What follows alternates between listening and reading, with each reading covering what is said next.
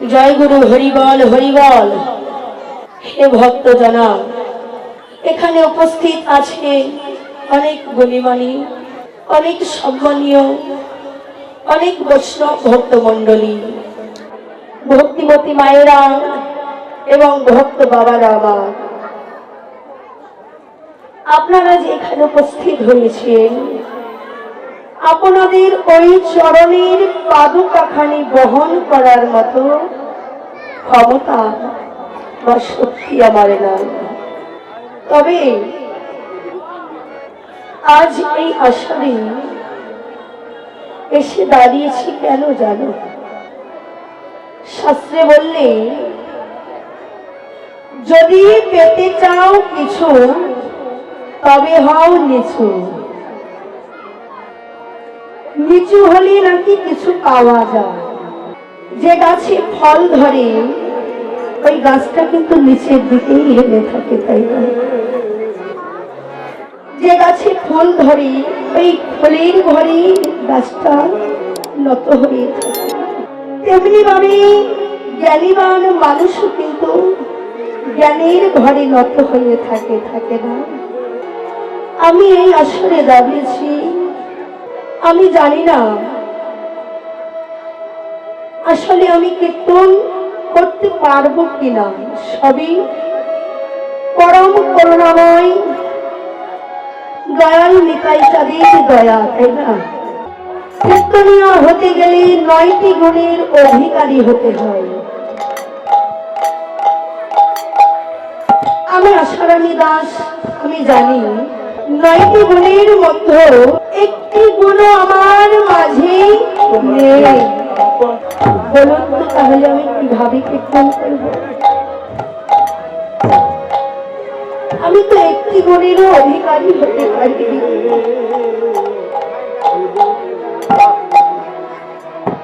ভগবান আমার বললেন, শোনো, তোমরা যদি কেউ চরণ সীমায় আসতে চাও, ভগবান বললেন যদি কেউ আমার চরণের সীমায় আসতে চাও তাহলে কি করবে জানো? ওই জগৎ মাঝে আগে ভক্তির চরণে স্থান দাও। কেননা ভক্তির যদি কৃপা হয়, আমি ভগবানের করুণার কোনো বাদ থাকবে না। বলে হয়তো সেই কৃপার বলে আমি অধম, হয়তো আমার গৌর গোবিন্দের 2-4টি কথা আমি এখানে বলতে পারবো, যদি আপনাদের করুণা হয়। যে লীলাটি পরিবেশনের কথা, তাহলে আমার ভগবানের উত্তর গোষ্ঠ লীলা বা ফেরত গোষ্ঠ বলে। বাবা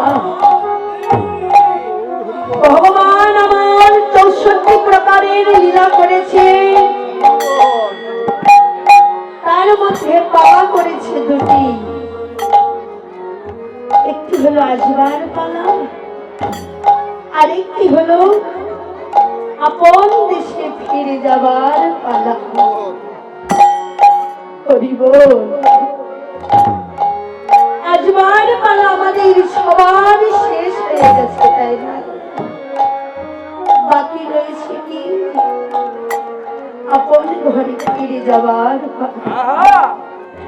আসবার পথটা সবাই চেনে, সবাই জানে, কিন্তু কোন পথে আবার ওই দেশে চলতে হবে, কোন পথে আবার ওই দেশে ফিরতে হবে, ওই পথের সন্ধানে কেউ জানে না।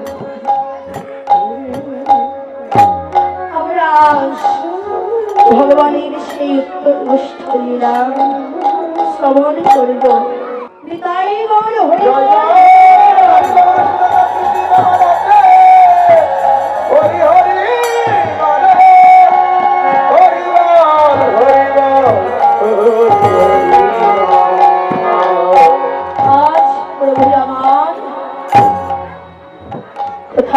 লীলা করছে পরে পদকর্তা লিপিবদ্ধ করিলেন সুরধ্বনির তীরে আজো গৌর কিশোর। কি বললেন? আজও গৌর কিশোর। বাবা, সুরধ্বনি কোথায়? যেখানে হয় সুরের ধ্বনি, যেখানে হয় জয়ের ধ্বনি, তথাই তো হয় সুরধ্বনি। সুরধ্বনির তীরে আজ আমার গৌরী ভক্তগণ নিয়ে লীলা করছে। নদীর মাঝে কি আর কোন নদী ছিল না? কেন প্রভু আমার সুরধ্বনির তীরে এসে লীলা করছে? এটা প্রশ্ন জাগতে পারে না? আরো তো অনেক নদ নদী ছিল, কেন প্রভু সুরধ্বনির তীরে লীলা করল?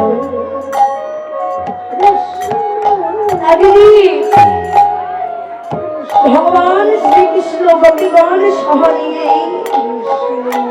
যমুনার বক্ষে নৌকা বিহার করেছিলেন। সেদিন যমুনা ওই লীলা দর্শন করে মনে মনে ভাবছে, হায় হায় রে, আমি কত অভাগী রে, আজ ওই তপন কন্যা যমুনা ধন্যা হয়ে গেল। ভগবানের চরণ ধুলি তার পক্ষে পেল, কিন্তু আমি অধম। ভগবানের সেই পদ বাবা হয়ে আমি ধরা ধামে পতিত হয়েছি। সেদিন সুরধ্বনিকে দেখে যে বলেছিল, ওই পদ প্রাপ্তি আমার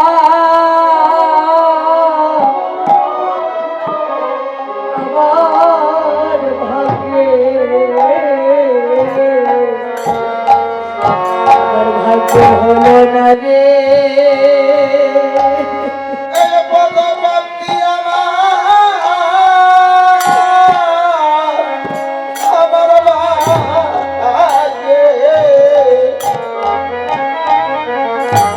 হলো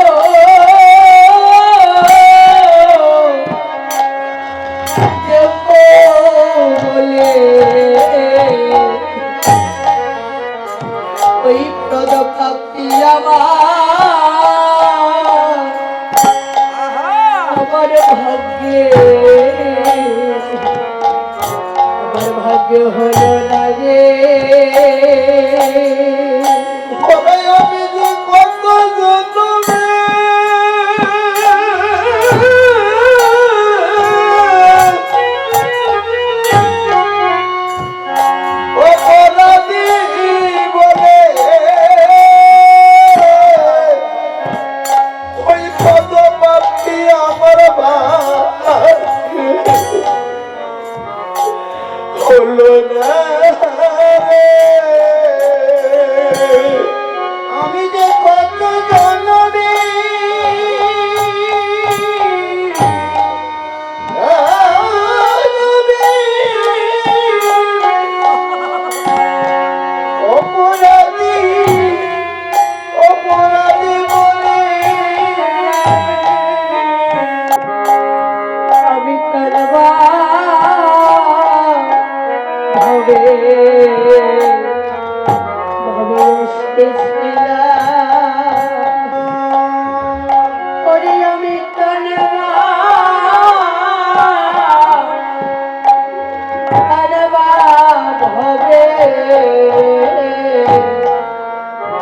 ভবে আসতেছি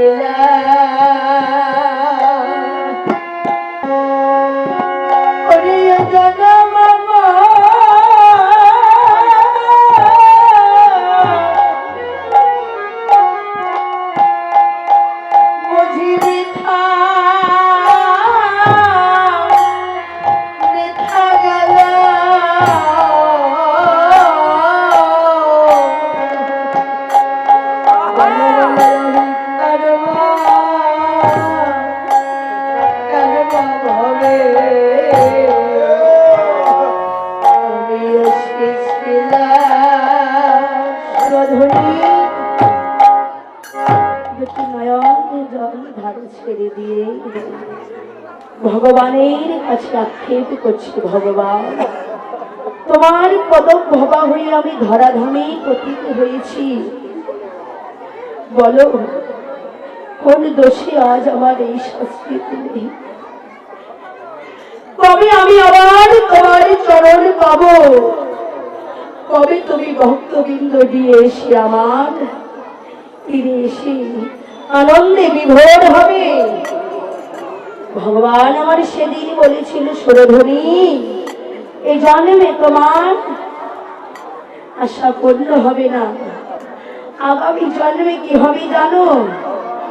আমি যখন নদিয়ার মাঝে গৌর হয়ে যাব, তখন আমার অন্তরঙ্গ ভক্ত নিয়ে তোমার তীরে এসে আমি হরিনামে বিভোর হব। আজ আমার গৌর হরি, তাই সেই সুরধনী গঙ্গার মনোবাঞ্ছা পোড়াইতে গৌর হরি আমার এসে দাঁড়াইল কোথায়? তাই বলছে, আজি দাঁড়াইল রে, দাঁড়াইল রে, দাঁড়াইল রে, দাঁড়াইল রে, সুরধনীর গঙ্গার কোলে দাঁড়াইল রে, সুরধনী গঙ্গার কোলে দাঁড়াইল রে, গঙ্গার মনোবাঞ্ছা পোড়াইতে দাঁড়াইল রে, ওখানে করবে দাঁড়াইল রে, আরে গোবর নাচে রে, গোবর নাচে রে, গোবর নাচে রে, আরে গোবর নাচে রে, ভক্তগণ সঙ্গে লইলে গোবর নাচে রে, ভক্তগণ সঙ্গে লইলে গোবর নাচে রে, আমার নিত্যানন্দ নাচে রে, আনন্দ নাচে রে, নিত্যানন্দ নাচে রে, ওরে নিত্যানন্দ নাচে রে, ওরে মনোবাঞ্ছা পোড়াইতে নিত্যানন্দ নাচে রে, আনন্দ প্রদাইতে নিত্যানন্দ নাচে রে, আমার নিতাই নাচে রে, নিতাই নাচে রে, আর নিতাই নাচে রে, নিতাই নাচে রে, নিতাই নাচে রে, তার মনোবাঞ্ছা পোড়াইতে নিতাই নাচে রে, মনোবাঞ্ছা পোড়াইতে নিতাই নাচে রে, শ্রীবাস নাচে রে, শ্রীবাস নাচে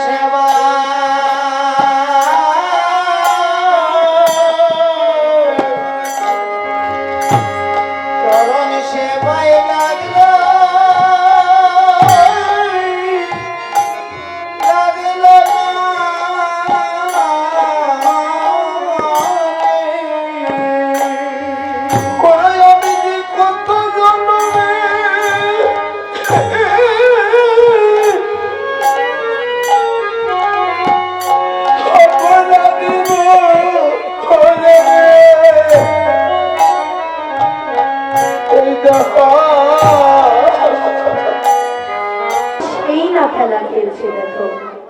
প্রভু কি আমার কোনো নতুন খেলা খেলছে? না গো, যে খেলা প্রভু আমার পূর্ব জন্মে খেলেছিল, এই জন্মেও প্রভু আমার সেই একই খেলা খেলছে। সত্য তেতা দাপর তিন যোগে তো প্রভুর এই যে নামের খেলার কোনো বহিঃপ্রকাশ পায়নি, তাই না? কিন্তু এই কলিযুগে ভগবান আমার সেই নামের খেলার বহিঃপ্রকাশ করল। কেননা সত্য ত্রেতা দাপরে কি ছিল? ধ্যান, যজ্ঞ, তপস্যা। কিন্তু ভগবান আমার ভাবলেন এই কলিযুগে তো কলিজীবের আয়ু অতি অল্প, তারা তো আর এই ধ্যান যজ্ঞ যজ্ঞ তপস্যা করতে পারবে না। তাই দয়াল হরি আমার কি খেলা খেলছি? সেই হরিনামের খেলা খেলে ভক্তগণকে বলছে, ভক্তগণ তোমরা এই হরিনামের খেলা খেলো। প্রভু আমার হরিনামের খেলায় মত্ত হয়েছে।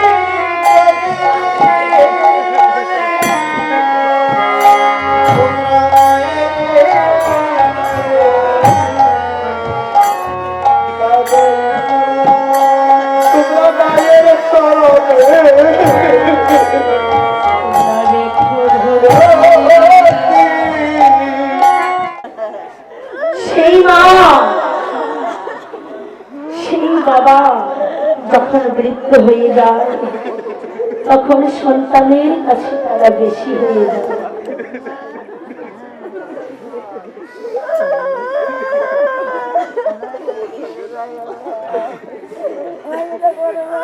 এই যে মা বাবা, বাবারে এই জগৎ মাঝে আসতে, আমরা যে এই জগৎ মাঝে এসেছি মায়ের গর্ভ হতেই তো এসেছি, তাই না? একটিবার আমরা ভাবি না যখন মায়ের গর্ভ হতে ভূমিষ্ঠে পড়েছিলাম তখন আমরা কতখানি ছিলাম। তখন ওই মা যদি লালন পালন না করত, সে যদি আমার খাইয়ে দাইয়ে বড় না করত, আমরা কি আজ এদিন পর্যন্ত এগোতে পারতাম না। এই যে মা, সংসারে মা এমনই বস্তু, অনেক অনেক সংসার আছে মা মার লালন পালন করে সন্তানকে বড় করেছে, বিবাহ করিয়েছে, সন্তানকে বিবাহ করিয়ে ঘরে পুত্রবধূ এনেছে। সেই পুত্রবধূ সন্তানকে এমন এমন যুক্তি দেয় যে কথা শুনে সন্তান মাকে সহ্যই করতে পারে না। এমন এমন সংসার আছে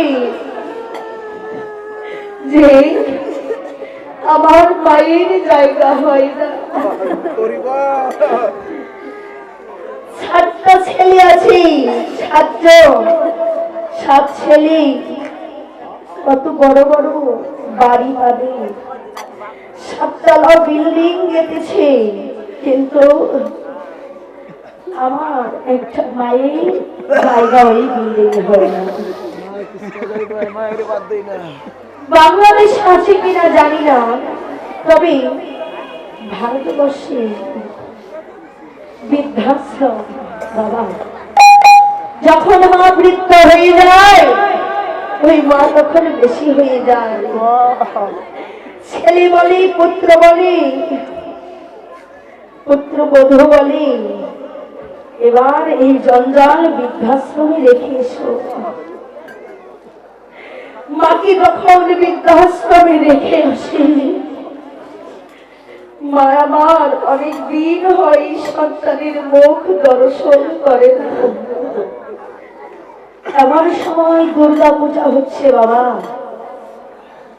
সেই দুর্গা পূজায় ঘটা করি লক্ষ টাকা খরচ করে মাটির প্রতিমা তৈরি করে দুর্গা পূজা করছে, লক্ষ টাকা খরচ করছে, কিন্তু ঘরে জ্যান্ত প্রতিমাকে পূজা করে না।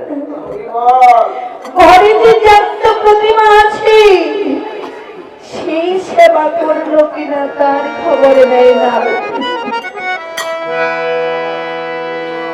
ঘটা করে পূজা করছে, কত লোকজন সেখানে দেবতা দর্শন করতে এসেছে। মামার জগন্নাথ এক ধারে দাঁড়িয়ে আছে, এক লক্ষ্যে আগে দৃষ্টি দিয়ে। কতদিন হয় খোকার বদন দর্শন করি না, কতদিন হয় আমি আমার খোকাকে দেখি না। জগন্নাথের কাছে দাঁড়িয়ে আছে, খোকাকে একবার দেখবে বলে। কত লোক ওই রাস্তা দিয়ে আসে যায়, কিন্তু খোকা তো আসে না। ওই খোকা একটিবার আমার মায়ের খবর দিল না, কিন্তু মা তো সন্তানকে ভুলতে পারে না, তাই কি পারে? সন্তান ভুল করতে পারে কিন্তু মা কখনো ভুল করে না। মা এমনই বস্তু, সে যদি মারাও যায় ওই কবরস্থান থেকে থেকে তার সেই মৃত আত্মা যেন ডেকে ডেকে বলে, ভগবান হে, তুমি আমার সন্তানকে সুখে রেখো, তুমি আমার সন্তানকে ভালো রেখো। আজ আমরা সেই মাকে কাঁদাই, সেই মাকে আমরা দুবেলা দুমুঠো ভাতের জন্য বিকাশ্রম দিয়ে দিই। একবারও প্রয়োজন মনে করি না মা খেয়েছি কিনা, একবারও তোমাকে জিজ্ঞাসা করি না। এই ঘরে আসলাম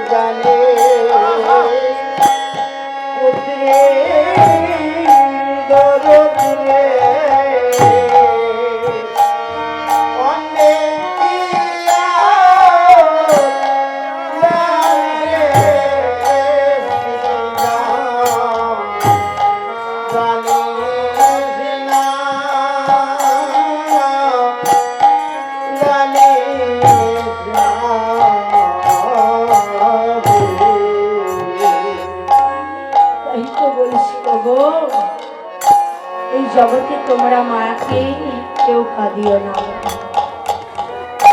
মাকে কাঁদালেই জগৎ কাঁদবে। তাই তোমরা যার গৃহে পিতা মাতা বাচ্চা আছে তাদেরকে সুযোগ আছে, যদিও ভুল করে থাকো পিতা মাতার কাছে ক্ষমা চেয়ে নাও। আর যার গৃহে নেই তারপর সেই সুযোগ নেই। আমি আজ এই আসরে দাঁড়িয়ে বলছি, ওগো তোমরা মায়ের প্রতি কেউ কোনোদিন এরকম ভাবে এই ব্যবহার দুর্ব্যবহার কোনোদিন মায়ের সাথে করো না। মা যদি মনে ব্যথা পায়, স্বয়ং ভগবানও তাতে ব্যথা পায়। তাই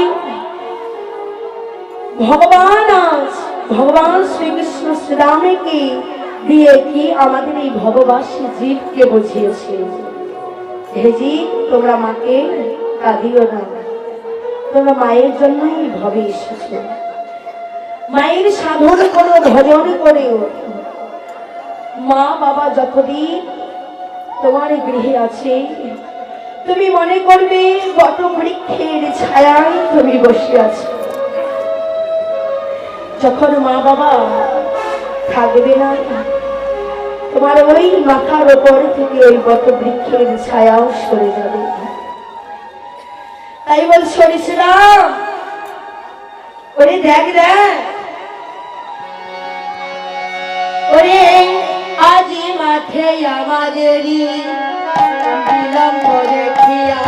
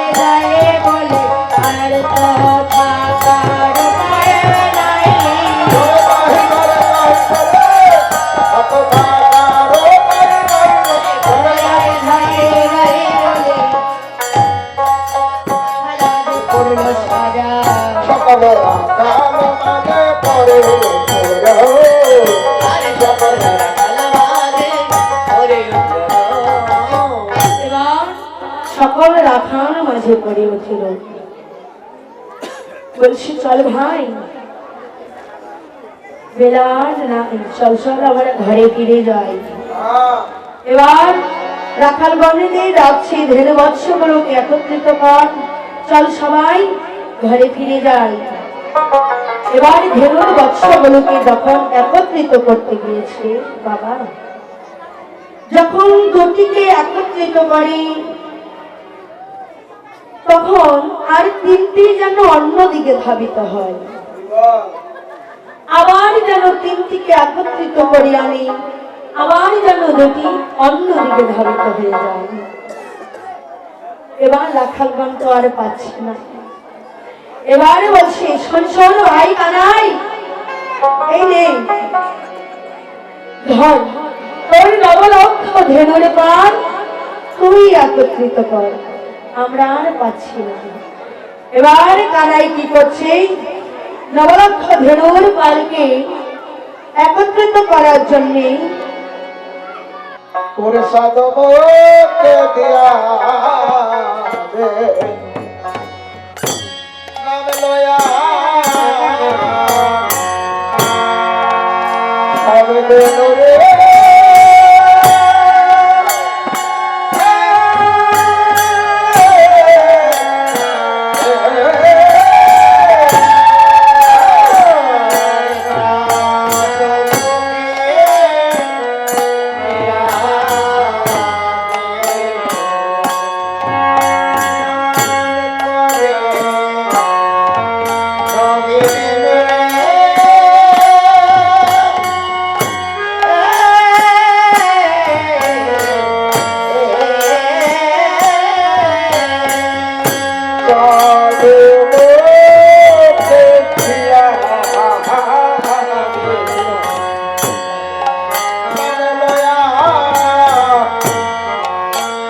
বেনুরে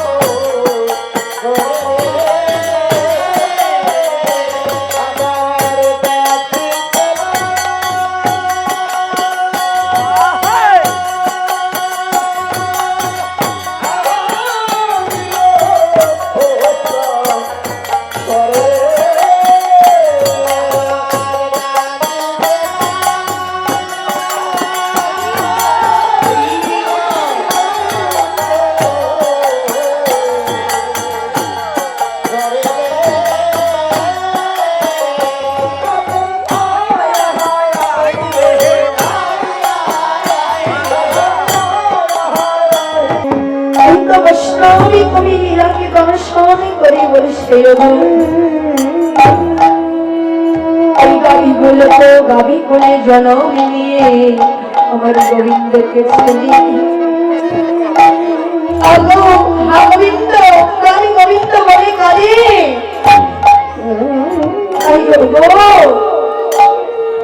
তোমরা ওদের পুষ্প বলে না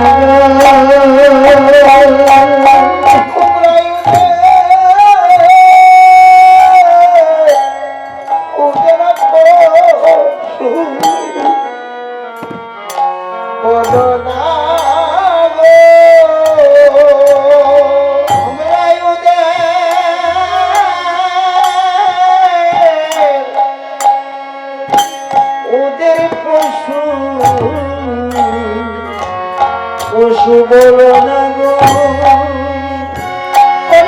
পশু হয়ে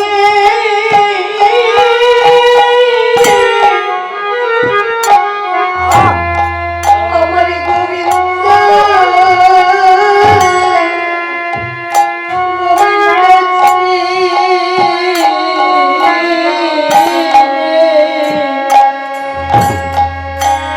তোমরা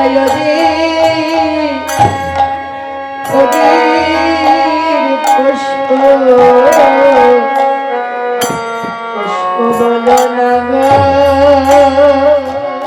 ওরে পশু হয়ে গো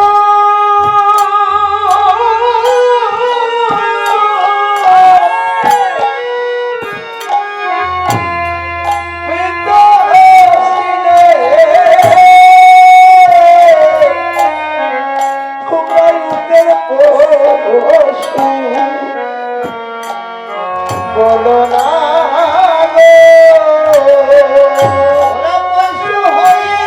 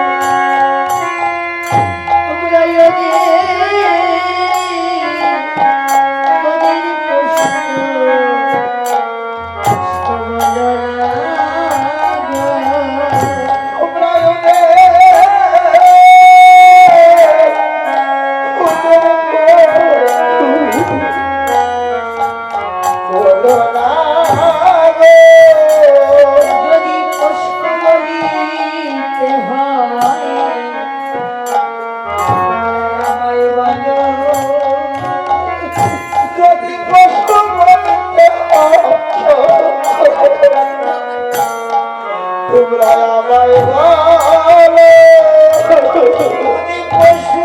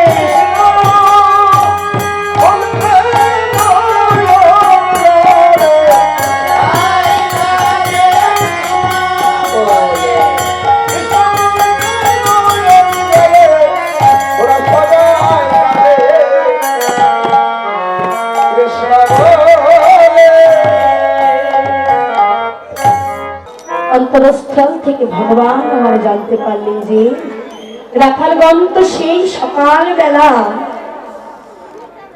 ক্ষীরসর রমণী সেবা করে গোচাগরে এসেছিল, সেই পূর্বাহ্ন সময়ে এখন তো অপরাহ্ন সময়, তাদের ক্ষুধা পেয়ে গেছে। তাদের ক্ষুধা নিবারণ করিবার জন্য ভগবান আমার কি করলে কদলী কাননের পথে দিয়ে ঘরে ফিরছে, যাতে ওই কদলী সেবা করিয়ে রাখালগণের ক্ষুধা নিবারণ করতে পারে। এবার কি করছে, জানি দিন অবসান চলিল চতুর গান জানি দিন অবসান চলিল চতুর গান প্রবেশিল অদলি কাননে কহিয়া রে কবে ছিল অমর মনে